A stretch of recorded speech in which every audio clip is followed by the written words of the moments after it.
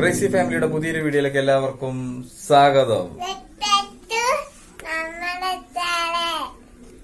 അപ്പൊ നമ്മുടെ ഒരു പുതിയ വീഡിയോ ഇന്ന് നമ്മൾ അപ്ലോഡ് ചെയ്യാണ്. നമ്മുടെ വീഡിയോ എന്താന്ന് വെച്ചാൽ ഉത്രാളിക്കാവിലെ പൂരം വെടിക്കെട്ടുമാണ്. അപ്പൊ പൂരം എന്ന് പറയുമ്പോൾ നമ്മളങ്ങ് മുഴുവനായിട്ട് എടുത്തിട്ടൊന്നുമില്ല, ഞാൻ ഒറ്റയ്ക്ക് പോരുന്നത്, കൂട്ടുകാരുടെ ഒപ്പം പോയതാണ്.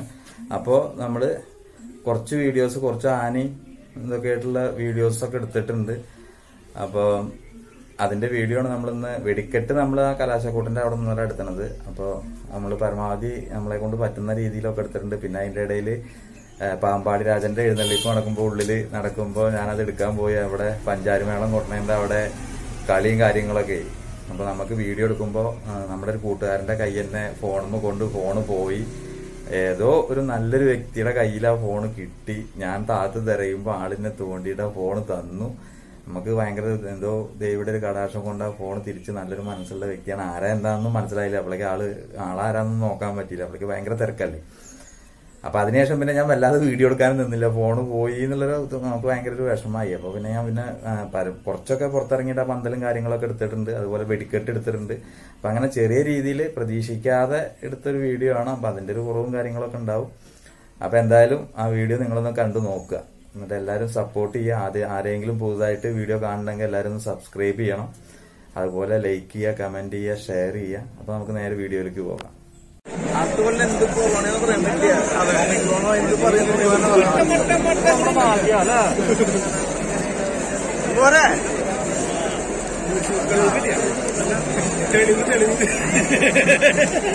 വേറൊന്നും വേണ്ട. പോണേ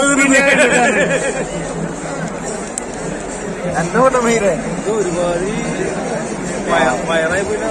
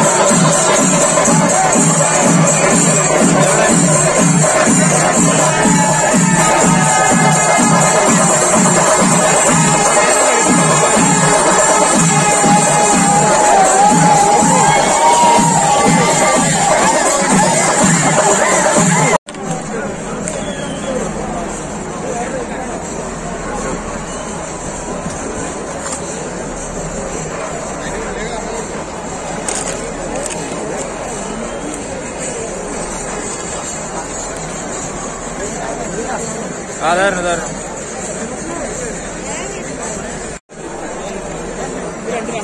രണ്ടാണ്